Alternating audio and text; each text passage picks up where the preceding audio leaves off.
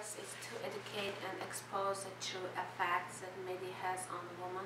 We want to try to expose how much power and influence men really have in society and politics, address whether or not there is a difference between adolescent girls and adult women's view of the ideal body shape.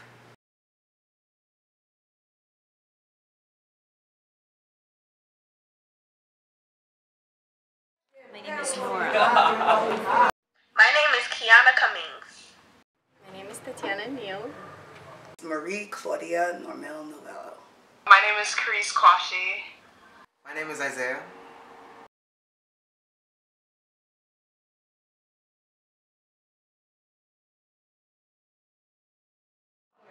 I think my body shape is probably closest to number 3. I most associate myself with figure 1. I identify my body shape maybe on a figure between 2 and 3. I can relate to figure number 4. I identify myself with figure 1. I think I'd be most comfortable with body shape number 2, and that's because a lot of people always tell me that I'm too skinny.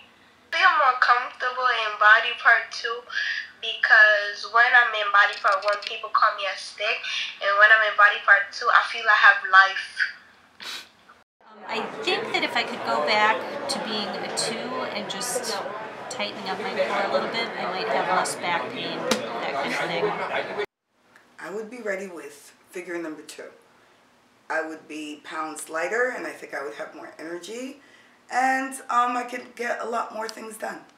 I would feel more comfortable if I would be as thin as possible. So it would be like maybe 1. Figure 0. That's the most popular figure that you see on TV. Body shape I see in the media is definitely 1, and thinner even. I believe that we see the most very thin, unrealistic body shapes, and in here in US is more variety, but back home, I'm from Ukraine, like all girls got to be skinny, very tall. I think in terms of social media outlets like Facebook and people posting pictures, a lot of people want curves, so I'd say that you would mostly see body type number 2, but in terms of like mainstream modeling, I would say you would see body type number 1 because on high fashion models, they want to be skinny, there's a desire to be skinny, but for average girls on like Facebook, Twitter, they put body type number 2 because they praise body types that are thin but have a lot of curves. The most body shape I've seen in the media are skinny people. I think most often I see a lot of like fat shaming of women with thicker bodies where they would be like, oh, this girl needs to cover up, or this girl should be ashamed of her body because she is thicker, or they would shame a woman for wearing like an extra large, whereas a girl who wears a small, they'd be like, that's a great size. So I think something we need to see less of is a lot less fat shaming of people, or a lot less body shaming of people, and just a lot more body positivity. I would be more in line with the African movie makers of today. I would show real women with butts and curves, and I find that in the African movie industry, they have a realistic portrait of what, you know, a beautiful woman is. If there would be one thing that I could change in imaging women, I would say to present them less sexual human beings and more of a person, and not as a subject, but more as a content. If there's one thing I would change about the images shown in the media, it would be that I would want more of a variety of body types in the media, and also love it if women were not so routinely shown in states of ecstasy as if they were in the middle of having sex. It would be great. To see big thick people wearing other clothes, because many people are not skinny, so it'd be nice to see that fat people could fit into skinny people, and fat people and chubby people could do what skinny girls could do.